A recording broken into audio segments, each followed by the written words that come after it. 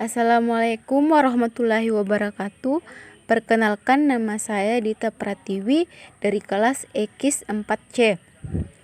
Tujuan saya membuat video ini untuk memenuhi tugas akhir mata kuliah aspek hukum ekonomi. Baik, langsung saja materi yang akan saya jelaskan yaitu hukum perjanjian. Yang pertama, pengertian perikatan. Perikatan itu suatu perhubungan hukum antara dua orang atau dua pihak, berdasarkan mana pihak yang satu berhak menuntut sesuatu hal dari pihak yang lain dan pihak lain berkewajiban untuk memenuhi tuntutan tersebut. Kemudian perjanjian. Perjanjian adalah suatu peristiwa di mana seorang berjanji kepada orang lain atau di mana dua orang itu saling berjanji untuk melaksanakan sesuatu hal. Selanjutnya perjanjian tertulis. Objek perikatan prestasi kewajiban debitur untuk melaksanakan apa yang telah diperjanjikan. Perbedaan perikatan dan perjanjian. Perikatan terdiri atas hubungan hukum, sifat abstrak, atau yang terakhir belum tentu perjanjian. Sedangkan perjanjian, yang pertama itu perbuatan hukum, yang kedua sifat konkret, yang ketiga sudah pasti perikatan. Adapun syarat sahnya suatu perjanjian. Yang pertama itu syarat subjektif. Yang sepakat untuk mengikatkan dirinya. Cakap untuk membuat suatu perjanjian. Yang kedua syarat objektif, yaitu mengenai suatu hal tertentu dan suatu sebab yang halal. Adapun unsur dan bagian perjanjian. Yang pertama, unsur perjanjian.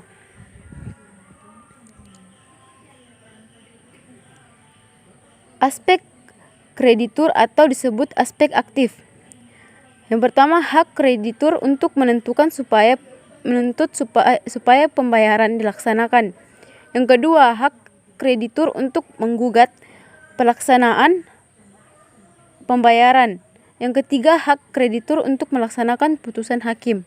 Selanjutnya, aspek debitur atau aspek pasif terdiri dari yang pertama, kewajiban debitur untuk membayar utang. Yang kedua, kewajiban debitur untuk bertanggung jawab terhadap gugatan kreditur.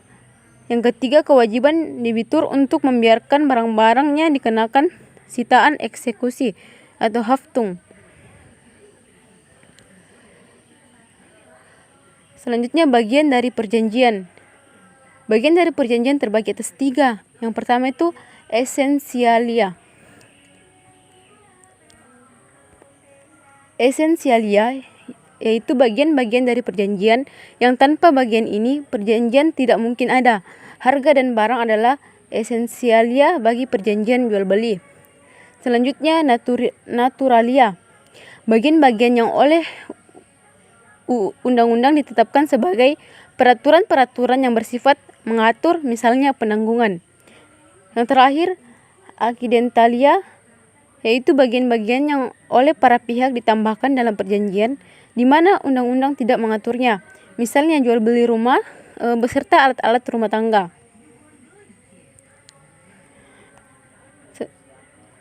Selanjutnya yaitu macam perikatan.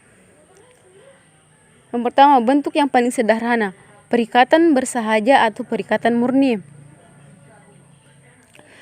yaitu apabila masing-masing pihak hanya satu orang dan sesuatu yang dapat dituntut hanya berupa satu hal serta penuntutannya ini dapat dilakukan seketika.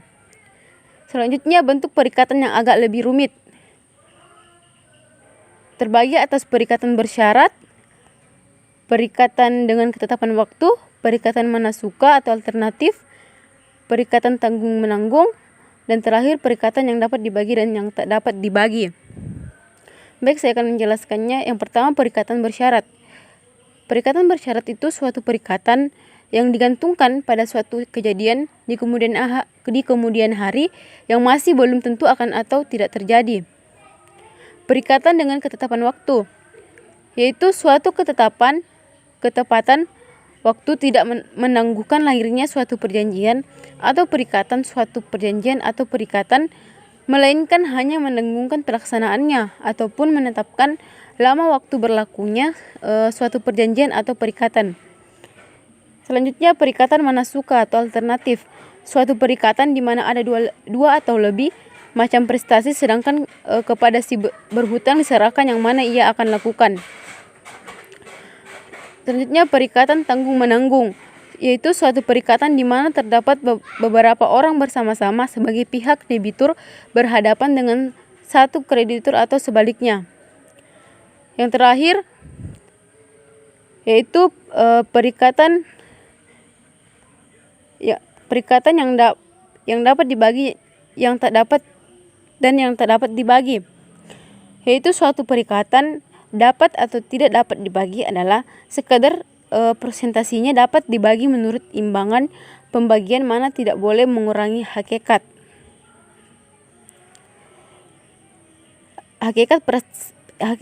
prestasi itu. Selanjutnya, perikatan dengan ancaman hukuman.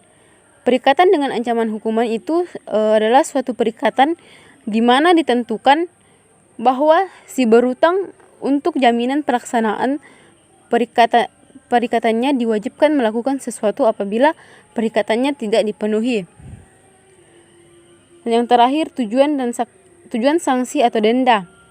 Yang pertama, menjadi pendorong bagi si berutang supaya memenuhi kewajibannya. Yang kedua, untuk memberikan si berpiutang dari pembuktian tentang jumlahnya atau besarnya kerugian yang dideritanya. Mungkin itu saja yang dapat saya jelaskan. Kurang dan lebihnya mohon dimaafkan. Wabillahi taufiq wal hidayah. Wassalamualaikum warahmatullahi wabarakatuh.